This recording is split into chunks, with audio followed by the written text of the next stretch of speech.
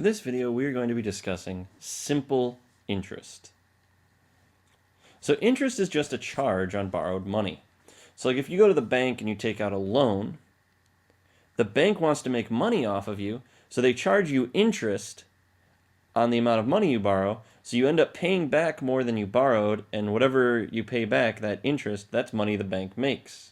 Similarly, if you put money in a bank account and you leave it there for a long time, the bank gives you some money for leaving it there because they're able to use it, and if you leave money in a savings account, you end up taking out more than you put in. And that amount that you take out extra is called the interest. Now, interest is calculated based on a percent of the original amount. And this is what's known as the interest rate. So it could be like 3% or 2% or whatever. All right, interest is calculated as that percent. The original amount of money you put in is what's known as the principal. So we're always going to think of the principal as the original amount. And interest is found using a formula called the interest formula. Here's what the interest formula looks like.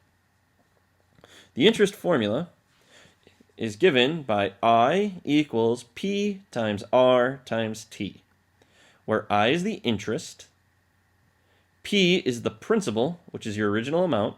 That's always in dollars, so is the interest. R is your interest rate as a decimal.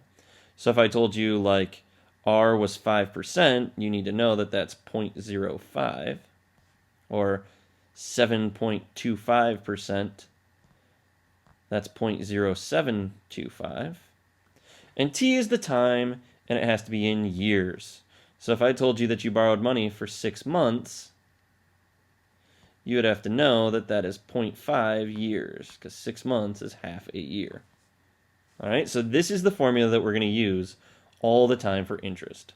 The interval interest equals the principal times the rate as a percent times the time in years. You're going to have to get very comfortable with this formula because we're going to be using it for every problem with interest.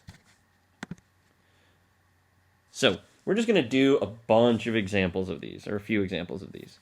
Basically, all we're going to be doing is we're going to be trying to find a missing value given 3 of the values. We're going to try to find the missing 4th one.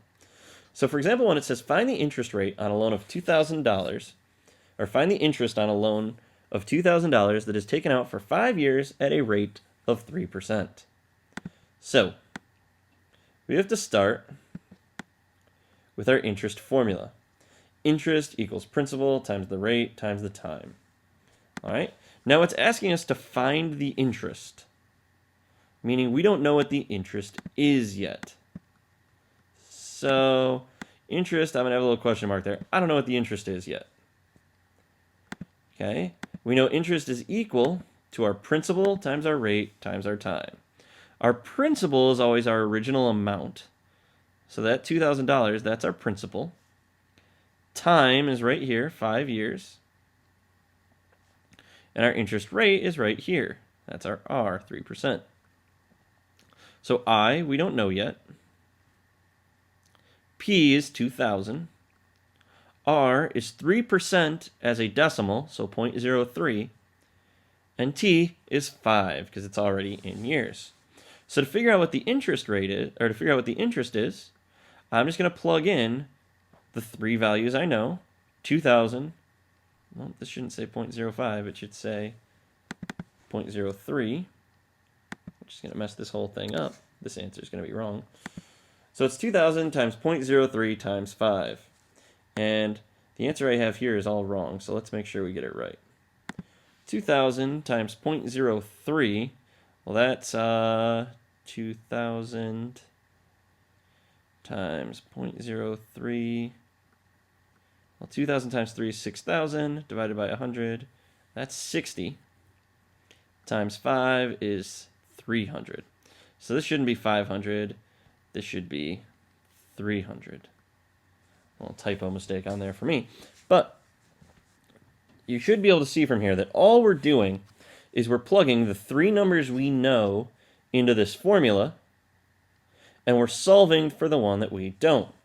So my interest is $3,000. That's the answer. Or $300. That's the answer. But what if I change the question? I asked you, how much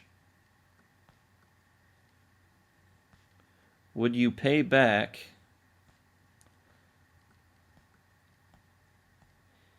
in total? All right, so if you borrow this money, this $2,000, and you pay it back over 5 years at a rate of 3%, how much are you going to pay back in total? Well, you know that you're going to pay back the $2,000, but you also have to pay back this interest of $300. So your total, that's equal to the principal. Remember, that's our original amount, $2,000, plus the interest, which we just said was $300. So we're going to say our total is equal to $2,000 plus $300, which is $2,300. All right, so this is how banks work to make money off of you, is they say, well, hey, we'll loan you $2,000, but you need to pay us back 3% per year for 5 years, which works out to $2,300. All right, so the answer to our original question was 300, and then if I'd asked you how much to pay back in total, the answer is 2,300. Example number 2.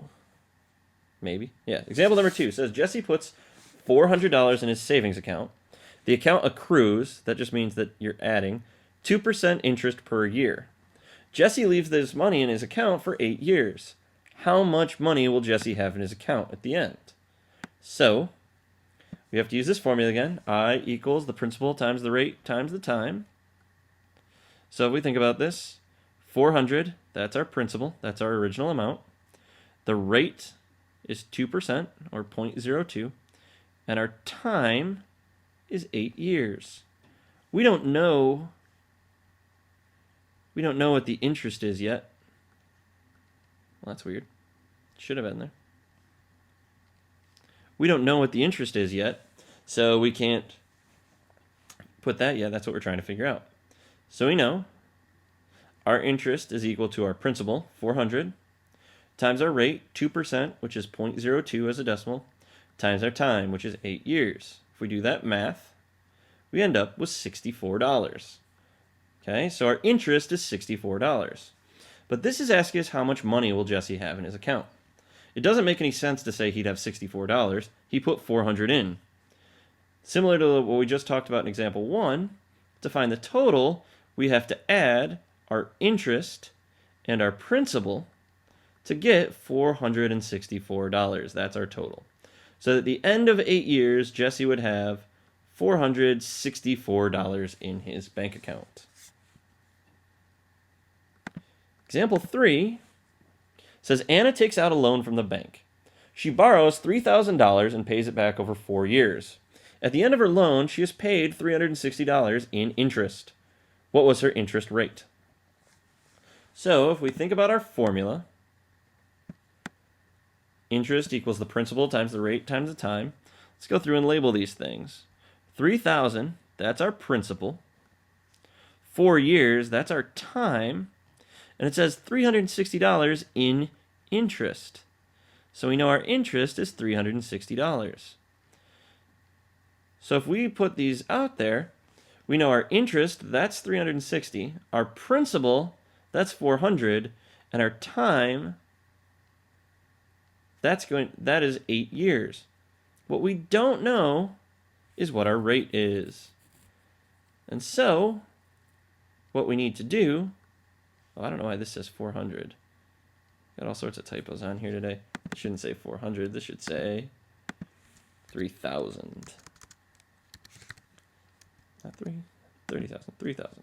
So what we need to do is we're going to plug each one of these into our equation. Our interest is 360. Our principal is 3,000. We don't know what our rate is. And we know our time is 8. What we're trying to do is we're trying to figure out what is R. So if we work this out here, remember, we have 3,000 times R times 4. Now remember, because of the commutative property of multiplication, I can rewrite this as 3,000 times 4 times R. If I do that multiplying, 3,000 times 4, well, that's 12,000. So I have 360 equals 12,000 R.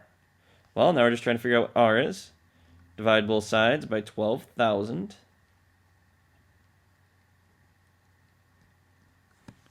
And we get 0.03 is R.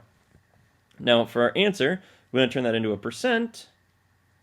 So 0.03 as a percent is 3%. So that right there is our answer. Anna's interest rate was 3%.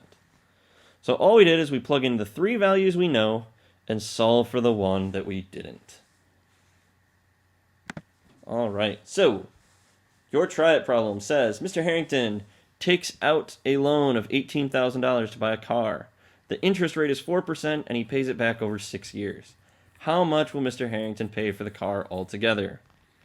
So remember, you're going to need both of these formulas. The interest equals the principal times the rate as a decimal times the time, and the total amount is equal to the principal plus the interest. So using these two formulas, you need to figure out how much is it going to cost me to pay off my car altogether.